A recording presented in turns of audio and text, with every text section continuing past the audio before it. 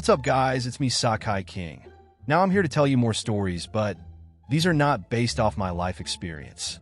But this will be random stories. Hope you guys enjoy. Also, I'll be telling from first person. Make sure you like, comment, and subscribe now. Let's get to it.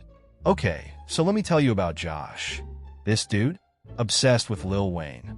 Not I have a few albums obsessed, no. Josh lived, breathed, and probably dreamed in auto-tune. He had this giant Lil Wayne poster in his room that I swear was life-sized. Every time I went over, it felt like Wayne himself was judging me from the corner like, "Derek, you ain't doing enough with your life." But it wasn't just the poster. Josh had this binder full of pictures he'd photoshopped of himself with Lil Wayne. Some were normal, like the two of them chilling on a couch, but then there were others. One had Josh and Lil Wayne sitting on a unicorn in space. Another was them playing doubles at Wimbledon, both holding rackets like they were about to dominate tennis history. I couldn't even roast him for it because he was so proud. Like so proud. He'd show me one, grin, and go, "Yo, this one's my masterpiece." The weirdest thing? He gave Lil Wayne a weird backstory in his head. According to Josh, Lil Wayne wasn't just a rapper. He was also a secret agent, a dragon tamer, and at one point, the mayor of their small town in Iowa. Once, during history class, Josh raised his hand to answer a question about the Declaration of Independence and went, "If Lil Wayne was there, we probably wouldn't have needed a revolution." The teacher just blinked at him for like 10 solid seconds before moving on. But here's where it gets even weirder. Josh didn't keep his obsession to himself. He started telling people I was the one obsessed with Lil Wayne. Like, he'd introduce me to new kids at lunch like, "This is Derek.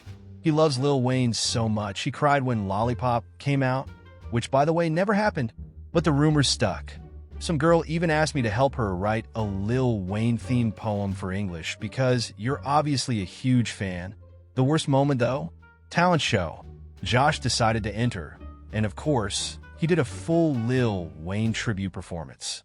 I'm talking the fedora, sunglasses, and an attempt at dreads that were just yarn tied to a headband. He performed a mashup of A Milli and How to Love, but forgot half the lyrics. So he improvised with things like, yeah, I'm Lil Wayne.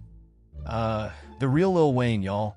And because I was his only friend brave enough to sit in the front row, he kept pointing at me like, "This one's for you, Derek." By the end, people were clapping more for the fact that it was over than anything else. Josh moved away sophomore year, but I'll never forget him. Last I heard, he started a Lil Wayne fan club at his new school. Part of me hopes he still has that unicorn picture hanging up somewhere. Alright, let me tell you about Lisa and Daniel. Lisa had the biggest crush on Daniel, like full-on writing him in hearts on her notebook level. She was always talking about how he had mysterious eyes and how his hair looked like a stormy ocean. Whatever that means, she was all in on this dude, until she found out about his thing for Drake. It all started one afternoon when we were hanging out after school. Daniel was scrolling through his phone, and suddenly he went, "Guys, listen to this." He started from the bottom, so loud his phone speakers started crackling. Lisa looked at me like, "What's happening?" But Daniel, oh, he was gone. He closed his eyes, grabbed an imaginary microphone, and started rapping with so much intensity you'd think he was Drake. By the time he got to the chorus, he had tears in his eyes. Lisa leaned over and whispered, "This is kind of cute, right?" But then, someone in the room, pretty sure it was Jacob, joked, "Man, Kendrick destroyed Drake, though." You'd have thought Jacob insulted Daniel's entire family tree. Daniel froze mid-rap, turned around, and went, "What did you just say?" His voice cracked a little, which would have been funny if he didn't look so deadly serious. Drake didn't lose to Kendrick. Drake doesn't lose. Ever. That man is a poet. A visionary. Kendrick's just out here, rhyming words with other words. Jacob laughed, which was a mistake, because Daniel started pacing around the room like some kind of motivational speaker. Drake's lyrics mean something. You don't just listen to Drake. You feel Drake. You live Drake. And don't even get me started on Marvin's Room. That's when Lisa started backing away, looking genuinely nervous. She whispered to me, "This is a lot." And then the breaking point, someone played Not Like Us on the speaker. I don't even know who did it, but it was like Daniel had been possessed. He grabbed his chest like his heart was physically breaking. You guys don't get it. he yelled, tears streaming down his face. This is about his soul, his life. He's not like us, man. He was full-on sobbing by this point. Sobbing. Lisa just stood there, staring at him like he'd grown 3 heads. After about 5 minutes of Daniel ugly crying and yelling things like, "You're all clueless, and Drake doesn't need your approval," Lisa turned to me and said, "Yeah, I think I'm done here." By the next week, Lisa was crushing on some guy from her bio class, and Daniel was still defending Drake's honor like his life depended on it. Every time I see him now, I'm tempted to play Kendrick just to see what happens. But honestly, I'm a little scared he might have a breakdown again. All right, let me tell you about John. You know that one friend who's just a little too into something? Like, way past the point of normal fandom? That's John with Travis Scott. This dude isn't just a fan. He's a walking astroworld. So one day, we're all chilling at a barbecue, and John decides to show us his back tattoo. He whips off his shirt, and there it is, a massive, highly detailed portrait of Travis Scott's face, staring at us from his shoulder blades. I'm talking about huge. It took up his entire back. One guy was like, "Dude, how much did that cost?" And without missing a beat, John goes, $700. Worth it, dude, it's lit. And then he did the signature Travis Scott hun noise, like we were at one of his concerts. The thing is, John's so proud of this tattoo that he uses any excuse to show it off. Like the tiniest thing. "Oh, you said it's hot out? Cool. Let me take off my shirt so Travis can cool down too." The man is shameless. But it gets better or worse depending on your perspective. John has this habit of randomly shouting Travis Scott lyrics in the most inappropriate places. Like, we were at a diner once, and the waitress was pouring coffee. Completely unprompted, John slams the table and yells, straight up. The poor waitress nearly spilled the coffee all over herself. Another time, we were in a quiet library, studying or whatever, and John suddenly stood up, threw his hands in the air, and screamed, "Don't you open up that window." Everyone turned to stare at him. One guy in the corner literally dropped his book. John just sat back down like nothing happened. But the wildest moment? We went to a karaoke bar for someone's birthday, and John, of course, picks sicko mode.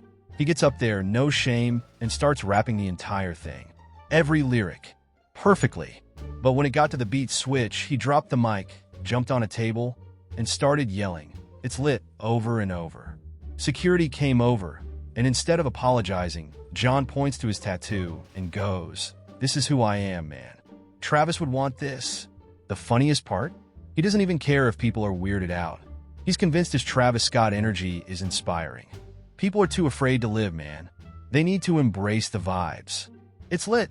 Honestly, I admire his commitment, but I'm also terrified to go anywhere with him in public. So, let me tell you about Chris. This dude is massive, like could probably bench press a small car, and always has this mean, "Don't talk to me" look on his face. He's the kind of guy who scares you just by standing near you. No one ever messes with Chris. Like ever. One day we're all hanging out at the park, and there's a group of teenage girls sitting nearby, blasting music from a little Bluetooth speaker. Nobody's paying much attention until Nicki Minaj's Super Bass starts playing. I swear something changed in Chris. His whole vibe shifted.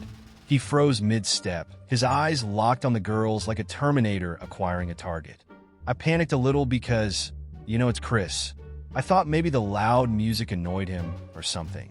Everyone else must have thought the same thing because it got super quiet. The teen girls even noticed and turned the music off, looking genuinely scared. One of them mumbled, "Oh, sorry if it was too loud." Chris just stood there for a second, and then, in the deepest, most serious voice, he said, "I love that song. Play it again." The girls looked at each other, confused, but one of them shrugged and hit play. And that's when things got wild. Chris, still with that super serious expression, ripped his shirt clean off, like Hulk-level shredded fabric everywhere. He took a deep breath and shouted, "I love Nicki Minaj. I must move my body for Nicki." What happened next? I don't even know how to explain it.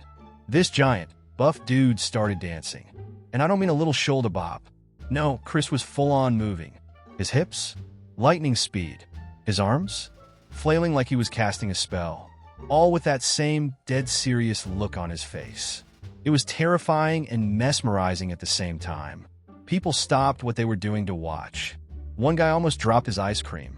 The teen girls, screaming with excitement, cheering him on like he was at a Nicki concert. Meanwhile, the rest of us were just standing there, jaws on the ground, like, what is even happening? When the song ended, Chris didn't say a word. He just nodded once, like he'd done his duty, picked up the scraps of his shirt, and walked off like nothing happened.